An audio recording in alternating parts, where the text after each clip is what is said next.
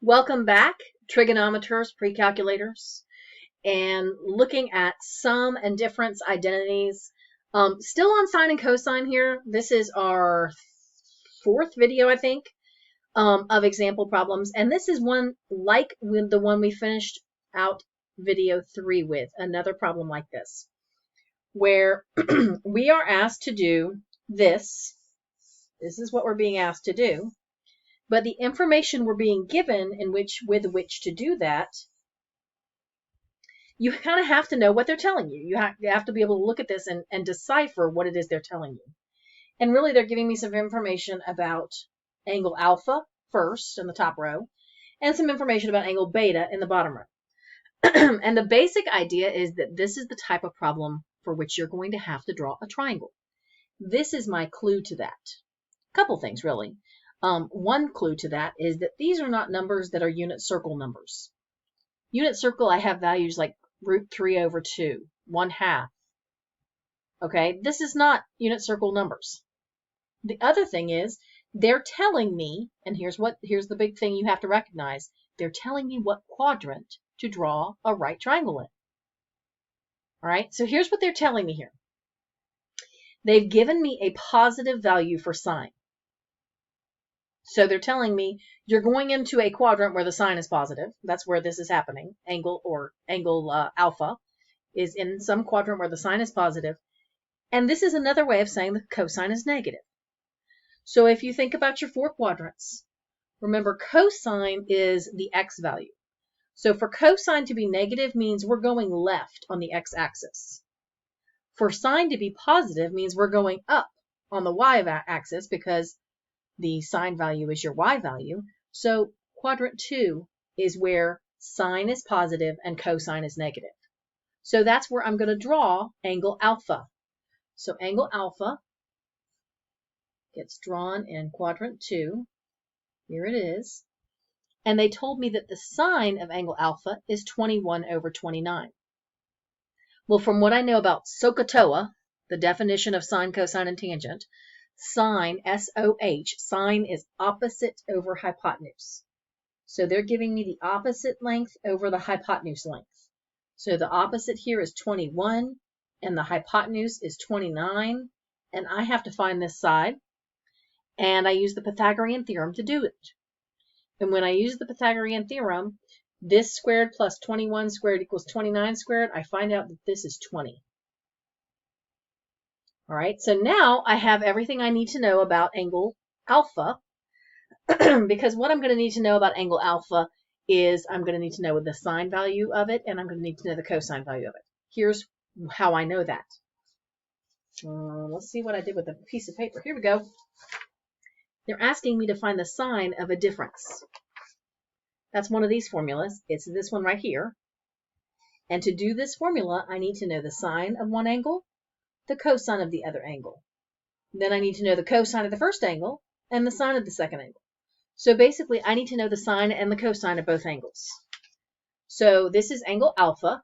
I already knew that the sine of alpha was 21/29. Now I know that the cosine of alpha is 20/29, but I left something out there, didn't I? Okay. If you are going to the left, this is negative. The cosine has to be negative, and the left is negative. That's a negative direction from 0, 0. So this is negative, and this is positive to get to the second quadrant. Note that when you draw these triangles, you don't ever make the hypotenuse negative. It's always either the horizontal or the vertical that's negative. And in this case, it's the horizontal is negative, vertical is negative. Vertical is positive. When I say it's always either the horizontal or the vertical that's negative, I mean if the fraction is negative. They could both be positive, and you'd be over here in the first quadrant. But here we have -20 and +29. All right, now we need to figure out the same info about angle beta. Angle beta, we're told the cosine is a positive number, sine is positive. Well, we just said the place where they're both positive, that's the first quadrant. So that's where I'm going to draw my triangle, in the first quadrant. Okay, cosine, SOHCAHTOA, cosine is adjacent over hypotenuse. So the adjacent is here. That's 15. Hypotenuse is here. Okay. And what's that going to be? 7, I think? Can't believe I don't remember. But I'm pretty sure it's not. It's 8. Ooh, bad. Doing really poorly with these today. Okay. So 15 squared plus, we didn't know what squared equals 17 squared, and when you subtract, you get 64. So that's 8, because 8 squared plus 15 squared equals 17 squared. And that's your Pythagorean theorem, and this is angle beta. All right, this is in the first quadrant, so nothing is negative. So we already knew the cosine of beta was 15 over 17, and now we also know that the sine is 8 over 17. Now, why did we need to know these things? Because of the formula for sine of alpha minus beta, which is just like saying a minus b or x minus y. Those are just Greek letters that we're using as variables. So sine of something minus something, this formula right here. So sine of alpha times cosine of beta minus cosine of alpha times the sine of beta. That's what we're going to do here. Sine of alpha times the cosine of beta minus cosine of alpha, sine of beta. And then I'm going to fill in from these values. The sine of alpha we know to be 21 over 29. The cosine of beta is 15 over 17. The cosine of alpha is negative 20 over 29. And the sine of beta is 8 over 17. Remember, please excuse me, dear Aunt Sally, you got to multiply first. So when I multiply 21 times 15, I get 315, and in the denominator, I get 493.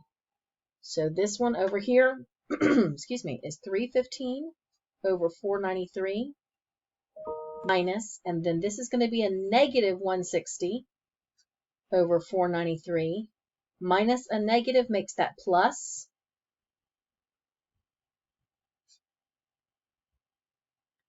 And 315 plus 160 is 475.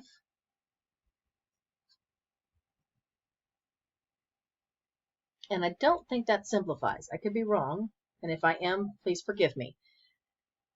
But that is probably, assuming it doesn't simplify, my final answer. If you can simplify it, do. All right. Next thing we're going to do is we're going to go on to do a couple that are tangent problems. We haven't done any tangent problems, so let's do some tangent problems.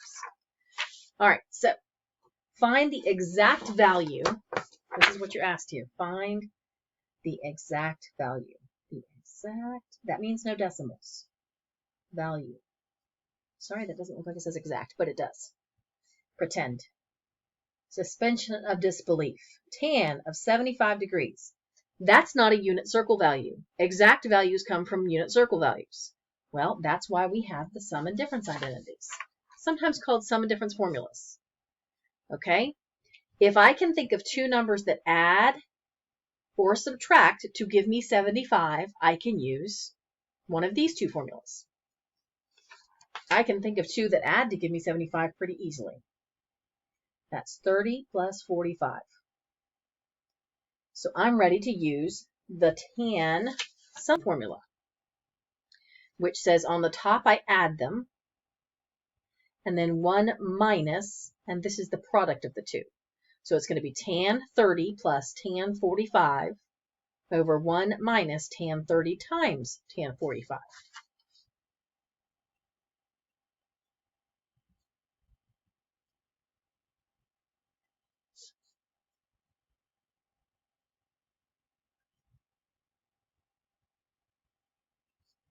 Sorry about that. And I wish we had more more in radians here, more problems with radians here. I'm actually picking these problems specifically because they are review problems for a specific review being done by my dual enrollment pre-calculus students. So that's why I'm choosing these problems. And if I have some more time later, I'll probably come back and choose some that have radians and do those. because a lot of times that's what we stick with. Okay, so now tan of 30 degrees. 30 degrees, remember, is out square root of 3 over 2, up 1/2. And tan is sine over cosine. So that means the second coordinate over the first coordinate. And when you divide two fractions that have the same denominator, those denominators are going to cancel. So it's basically 1 over square root of 3. Now, I was going to say I might leave it like that for now. If we were at our final answer, we would need to go ahead and rationalize the denominator because we're not supposed to leave our answers like that. But for right now, it doesn't hurt too much to leave it like that. So that's the tangent of 30 degrees. So 1 over square root of 3 plus, now I need to find the tangent of 45 degrees. 45 degrees, my sine and my cosine are both square root of 2 over 2. So when you put the sine over the cosine, when they're the same number, you just get 1. Okay, so remember this was the sine over the cosine to get my tangent. So sine over the cosine, 1. So this is what we have on top. And in the bottom, same numbers but multiplied. 1 over square root of 3 times 1. Okay, so on top we have, and I'm just going to rearrange this a little bit, 1 plus 1 over the square root of 3. And on the bottom we have 1 minus 1 over the square root of 3. Okay, now I can't leave it like that because I cannot leave irrational denominators. But this one actually gets kind of messy because I've got irrational denominators in my numerator and in my denominator. So I'm going to have to do some pretty fancy footwork to get this simplified. So let's come down here. I'm going to bring this on down. And again, it was 1 plus 1 over square root of 3 over 1 minus 1 over square root of 3. So what I'm going to do is I'm going to separately simplify the entire numerator and the entire denominator by getting a common denominator in each. So the common denominator up here is going to be square root of 3. Same in the bottom.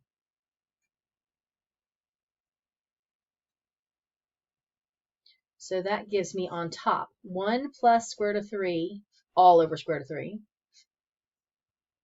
1, I can't turn it around like that down here. Square root of 3 minus 1 all over square root of 3. I could change the sign and do it, but I don't want to get into all that right now. So we just said a second ago, if I divide two fractions that have the same denominator, it was actually right up here, those end up canceling out. If you don't believe me, think about fraction, division, flip, and multiply the second one, and you'll see that those are going to cross cancel. Those are going to cancel out. So let's cancel that out. So then we have 1 plus square root of 3 on top and square root of 3 minus 1 on the bottom. So now I still have to rationalize my denominator. And so what I'm going to do is I'm going to multiply both the top and the bottom by the conjugate of the bottom. And I don't know. I kind of want to turn this around. I'm debating whether I want to confuse you now or confuse you later is what I'm worried about. If I leave it like this, remember the conjugate doesn't mean change the sign in the middle. It means change the sign of the irrational part. So the conjugate of this would actually be negative square root of 3 minus 1. So let's go ahead and leave it like that for now. And then in the denominator, we have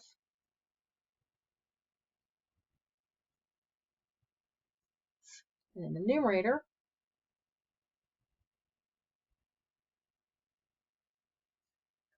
and we get to do FOIL. We get to multiply two binomials. See what I mean? This does get pretty messy. Square root of 3 times negative square root of 3 is just 3. That was this. Negative root 3. Negative times a negative is positive root 3. Negative 1 times negative 1 is 1. So these two add to 0, which was the goal. The goal was to get radicals out of the denominator. On the top, we have negative root 3. 1 times negative 1 is negative 1. Square root of 3 times negative square root of 3 is negative 3. And square root of 3 times negative 1 is negative square root of 3. And I just noticed I didn't do this one first correctly, did I? Square root of 3 times negative square root of 3, this should have been negative 3. Okay, so on top we have, let's put the numbers first. Negative 1 and negative 3 is negative 4. And then negative root 2 and negative root 2 is negative 2. Negative root 3 and negative root 3 is negative 2 root 3. When you have two of the same thing, that's how we write it. In the denominator, we have negative 3 plus 1, that's negative 2. So even though it seems like this problem has gone on forever, we are not quite done because I can take a negative 2 out of every term.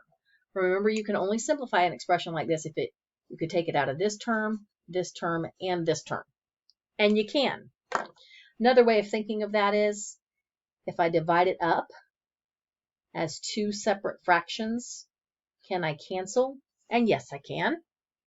So this is negative 4 divided by negative 2 is just 2. And then these cancel, and this gives me plus square root of 3. And that is my final answer. That was a rough one, wasn't it? All right, we have one more problem. I'm going to go ahead and do it. One more tangent problem. I want to go ahead and do it. It says the same directions, find the exact value, but here's what I want to show you. I think you'll see this right away because this is going to be a quick problem.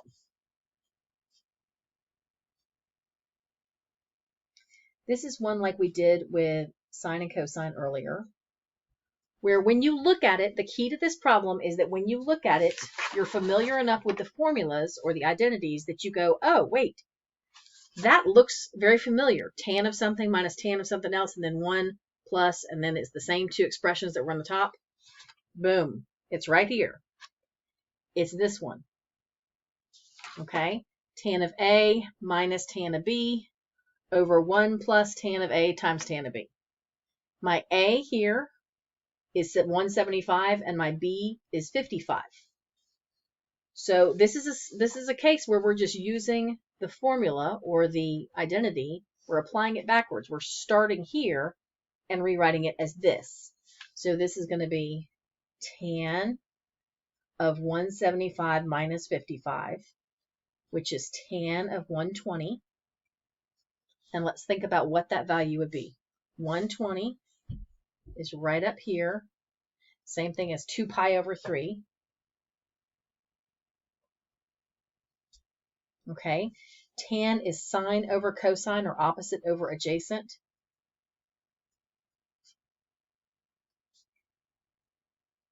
That's going to be negative square root of 3.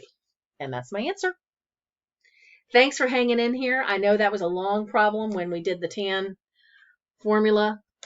And that is why, honestly, a lot of times if I had a problem like this, if I was asked to use my sum and difference formula properties, or sum and difference formulas, or identities, or properties, however you want to say it, if it's standalone like we just had one, asked out of the clear blue sky, find a tan of 75, you kind of have to do this fun stuff. But a lot of times in math classes, you're asked to find the sine of 75, and then you're asked to find the cosine of 75, and then you're asked to find the tangent. If I already had answers for the sine and the cosine sitting over here, I would put the sine over the cosine, because remember, tangent is sine over cosine. Unless my teacher asked me not to, unless my teacher said, show the formula, show the application of the identity, I would take whatever I had gotten for this and whatever I had gotten for this and divide them. It's really still going to be messy for this one, but not quite as messy in my opinion. Thanks for hanging in there, and that's pretty much all I think you're going to be asked to do with sum and difference formulas or sum and difference identities. See you later.